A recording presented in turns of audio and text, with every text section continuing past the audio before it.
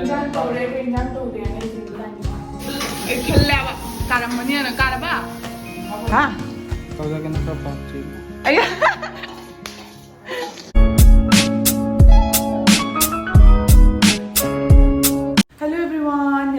channel da taram nokchari adom nasi video cd aina myam da hajarak tu se nasi agi dum mathang toba update tuni ba ko aina myam da takcharak tu se nasi se ke tawni ha ba da ko akoi se aina han doctor da chalure da na ko adagi doctor da chalura ba matung dagi doctor na kaino aingonda khara hairi ba ko na kai gum khara ha ba dagi ko ha ba dagi abadi ai se bp khara wange da haina ha ba ko aduduna maram oraga ai se yamna di doctor gi khara manakta adugo ai doctor gi khara manakta leiba tare ba ko adudugi damakta ai ko chiche gi da leiri ne ba ko akoi chiche hoi dagi di doctor se khara na e ba ko aduna moi dagi taraga chatna bagi haina moi bani ba ko chiche gi manakta aduni mayam nado ai hujik siga kharani leiduni yamna kuina di nate ba ko kharani tagini kamai tawba ke tawda mayam da ucherake mathang aduna doctor na ko ai se kharani thabak shu daba kharani nungai na leibagi haire ba ko aduna ai hujik yamna nungai na leiba ta ba ko adu lakpa dagi di ai chak chana ko na moi da dum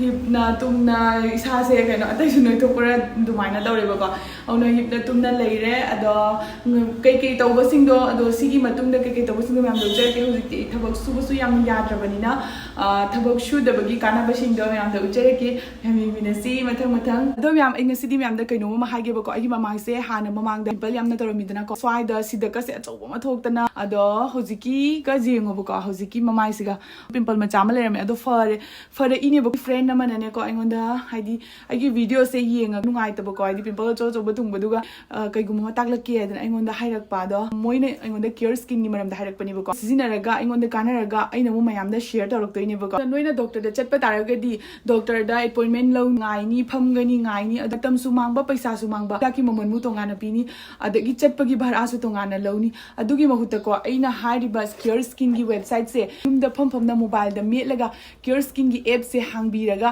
se akhoi na dumaina di doctor da chatlaga tawba dumaina same tawdoine bako app se kamaina sizinani haba do ai myam da takcharake ahan bada Cureskin gi app se download to sanbirani akhoi na di doctor ga wari suna doine bako monda question khara tarakani nang married la unmarried la nangi hadi leina jitna question doctor amaga phaminarga akhoi question hangbodo adumaina question je hangdo hangjin tawrani bako aigi mamai se smile tawre si ni si phibam ni haidana nangi dark spot ori ba mafam do photo namaga thadoine bako moina nangi kit se automatically id moina semak toine bako nangi mamai gi problem se moina khallaga moina adum semak toine bako si sina aigi mamai gi oina semak pani bako sida leire bako magi product to ma se gi manungda sejengo 5 ne ba si manung da ani yawe ba ko amna phaba haraga na aduga magi price to only 1500 ni adom ya madi youtuber ama oibani na ne ko moina aingon da code ama pide ba ko agi coupon code sigi code che noina sizna ba taraga di noina order to ba matan da 100 rupees off fang doi ne ba ko adu sumi 100 khatani aduna yam yang na order to san be chakada bani aduna me magi link to I description da hapcharam ge aduna me probab to biro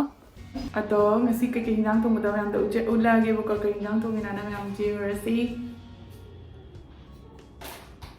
जिन्हों ने हिजाम चुमोनी ना बोला वो लगी English नहीं कहीं तो रे कहीं तो होते हैं नहीं English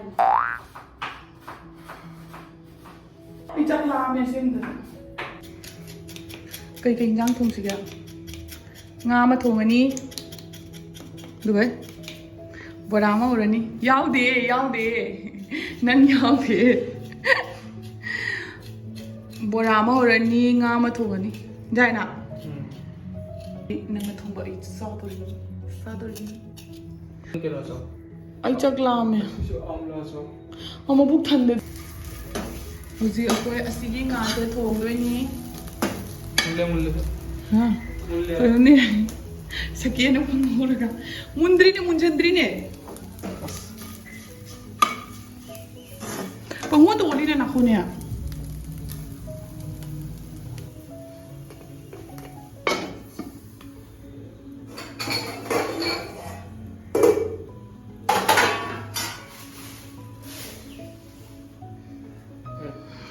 Hojikna sina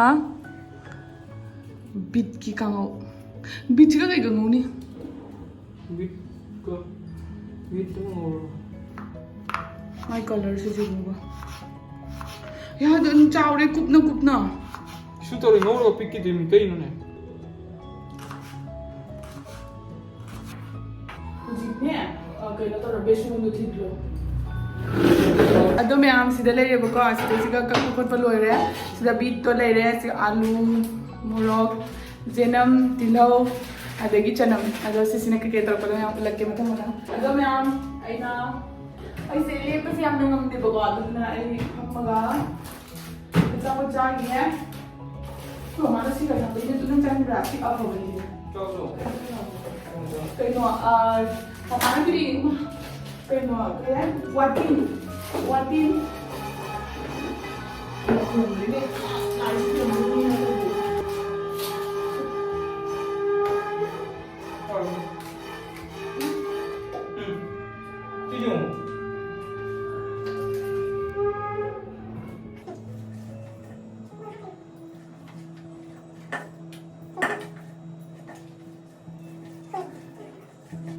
Jangan buka nak.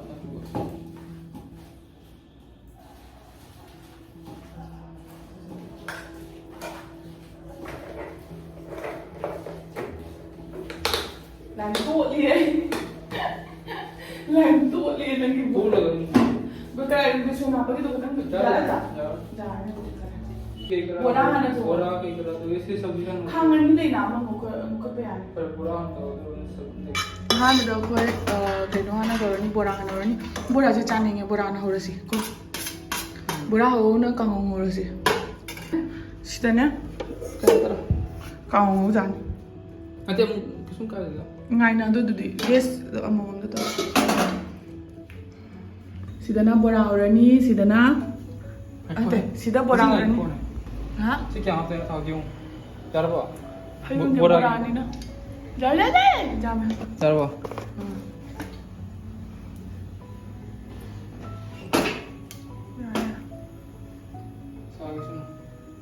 sidana kango kango se bitte ta ngudro bo Bitte tengah warni. Kesung tahu apa?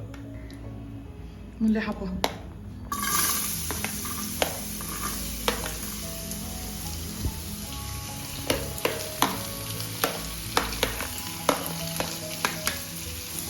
ꯆꯥꯛ ꯊꯣꯡꯕ ꯇꯝꯕꯤꯔꯤ ꯑꯩꯅ ꯍꯥꯏꯅ ꯅꯠꯇ꯭ꯔꯣ ꯆꯥꯛ ꯊꯣꯡꯕꯗꯤ ꯁꯣꯝꯗꯗꯤ ꯍꯩ ꯍꯥꯏꯅ ꯑꯗꯨꯒ ꯑꯃꯠꯇꯁꯨ ꯍꯩꯔꯝꯗ꯭ꯔꯦ ꯆꯥꯛ ꯊꯣꯡꯕ Cuma lewat. Asik kan sih? Mula mula. ꯃꯨꯟꯗ꯭ꯔꯤ ꯅꯥꯀꯣ Ini dah mula mula. ꯊꯥꯎ ꯍꯥꯏꯔꯣ ꯊꯥꯎ ꯌꯥꯝꯃꯤ ꯅꯪ ꯑꯩ ꯁꯤ ꯍꯥꯞꯄꯗ ꯎꯍꯧꯗ꯭ꯔꯦꯕ ꯐꯔꯦꯁꯦ Kalau hapus lebih tinggi. ꯍꯥꯞꯄꯨ ꯑꯩ ꯌꯥꯗꯕꯒꯤ ꯃꯥꯅ ꯊꯣꯡꯉꯤꯁꯦ ꯌꯦꯡꯉꯣ ꯃꯌꯥꯝ ꯍꯥꯞꯈ꯭ꯔꯦꯅꯦ ꯁꯤꯁꯨ ꯊꯥꯎꯒꯁꯦ ꯈꯔ ꯌꯥꯝꯃꯝꯃꯤꯅꯦ ꯃꯆꯥ ꯃꯆꯥ ꯍꯧꯀꯣ ꯃꯆꯥ ꯃꯆꯥ ꯆꯥꯅꯤꯡꯉꯦ Macam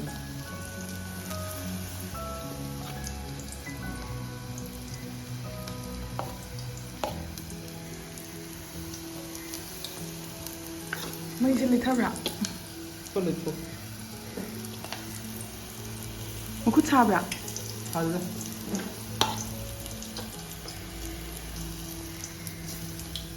Mau itu perlu juga. ꯂꯩꯊꯦ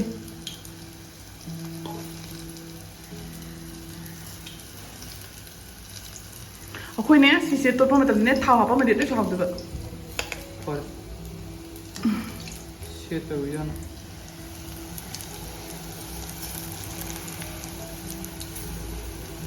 ꯀꯥꯔꯕ ꯀꯩꯅꯣꯝ ꯇꯧꯔꯤꯕꯣ Baru. ꯀꯥꯔꯤꯅꯦ ꯊꯥꯎꯁꯦ ꯃꯩꯗ ꯇꯤꯡꯈꯠꯇꯅ ꯂꯩꯈꯠꯂꯒ ꯇꯧꯔꯒ ꯑꯗꯨꯃꯥꯏꯅ ꯇꯧꯔꯤꯁꯤꯕꯣ ꯃꯤꯅꯒ ꯎꯔꯗꯤ ꯅꯣꯛꯅ ꯁꯤꯅꯤ ꯑꯁꯤ ꯃꯨꯜꯂꯦ Apa ke? ꯍꯥꯞꯄꯣ ꯌꯥꯝ ꯍꯥꯞꯆꯟꯒꯅꯨ ꯀꯩꯅꯣꯁꯦ ꯊꯥꯎ ꯌꯥꯝꯃꯤꯁꯦ ꯐꯔꯦ ꯇꯣ ꯍꯥꯞꯆꯟꯈ꯭ꯔꯦ ꯑꯁꯤꯁꯦ ꯊꯥꯎ ꯆꯨꯞꯇꯕꯅꯦꯕ ꯕꯤꯠꯁꯦ ꯑꯩꯁꯨ ꯅꯪꯅ ꯍꯥꯞꯄꯗ ꯆꯤꯡꯍꯧꯗ꯭ꯔꯦ Sejarah itu baru aja. Betul. ꯌꯥꯔꯦ ꯁꯤꯒꯤ ꯕꯣꯔꯥ ꯑꯃ ꯍꯥꯞꯄꯣ ꯑꯩ ꯍꯥꯞꯄꯤꯕ Iya hapkan. Nang apa hero? ꯍꯥꯞꯄ ꯍꯩꯔꯣꯏ ꯀꯥꯏꯅꯦ ꯍꯥ Kau lagi nang apa sih? ꯑꯩ ꯊꯣꯡꯕꯤꯔꯣꯔꯕ Luar. ꯑꯩ ꯄꯥꯞ ꯆꯦꯟ ꯇꯥꯔꯦ ꯁꯤꯡꯕꯩ ꯐꯥꯒꯤ ꯅꯠꯇꯦ Beat loire, hujing ngauba. Bang. Sida aina naibire masala te. Hapudana. Now hapiroi ni. Natang ka ngauba. Natang ka. Yan bilang lor. Puro wala mo na sido le pen. Ah, ay wala pero ay wala mo na sido le. Sincera may amduga. Uy, so nakinig ka ang ba ni? Ano tulo? May dim na bro. Ay kala ba? Karam man yan, kara ba? Nga daw tin bro.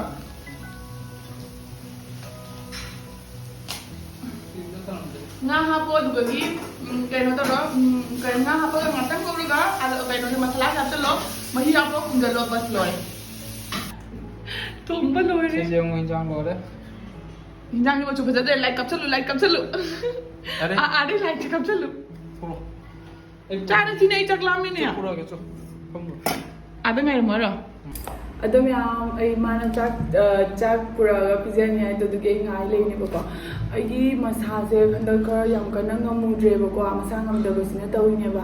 Sangam hadi sangam da bai se inga da wakhan yam khan ngano ai na mai na di wakhan hadi tension yam pu no ai ne na doctor na hai ba ko. Tuduna ai harau na bai ne na mana chak thong bu ba tawi ni da ma thong bu ba di loi gare ado dum hai ja bai wa ni ko mana thong ne na so bu di ai loi tawi ki sum hai ti ba. Aduna so na di tawjaningi ba khanga ba tawjaning ba di aduga sing ba di ka sum di ngam da ba ado pudi ma chak pura ni ai lau ro pura kana ki chakti tengo taga hapa kasi pura ini ako mani dum kola chana mai to duna tengo taga hapa ka pura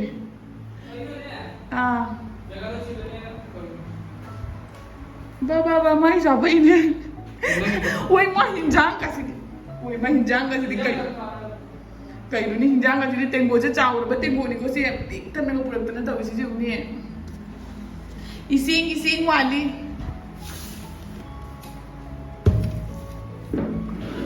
ako ba ni kisitang no uwi ako ba ni kisitang no uwi sing Ko kani. uwi niya ko jigtagto ni ko na to uwi sinu sida lay ba ko ngasai buraw bu da hawe na chathok ki ba da yam yaudre aduga sida na lay ma gi cha oi chak se okadro Lehori bo. Nate dogi nate ai di woni nangi hangi ba. Pa. Hinjang na chaw. Nang da char nge hawra na thum do wat long da ba mani sai nang na hap khriwa thum da chamos ma cha pitanu do ani khata. Kangal ni. Anda cha dong thum so dam di wala ngani. Chopra. Chup cha bra. Hawra.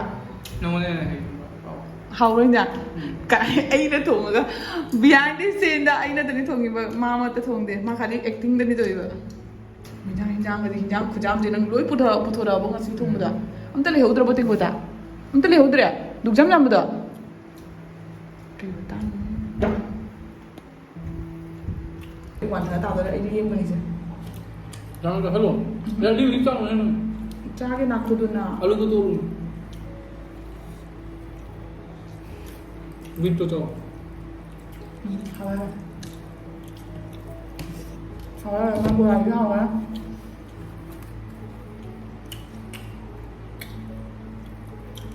Hầu đời vậy? Hầu chập chập. Ado ma'am ako yung chaba lore ba ko chaba lore ba nina kon hin masudi ay pinbiura kay kay nada ay se pap chela ne ba dugi ay kon uwe udra khang dre ay na pizza ga da ba kon se on thona yam sa gare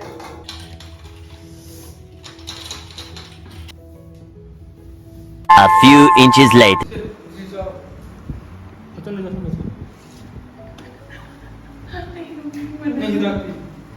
Ay ya hida wait ne hida ko na pe ngang le daga chani ne ado ma'am ay huzik nungdangi fruit chesarni adularaga hidap sarni adularaga gi blog exercise ka loisin zarage Chaman gi jana kainam tawre ado ma'am nagi video sing bedan ngai biragadi like share subscribe comment over kaubiga good night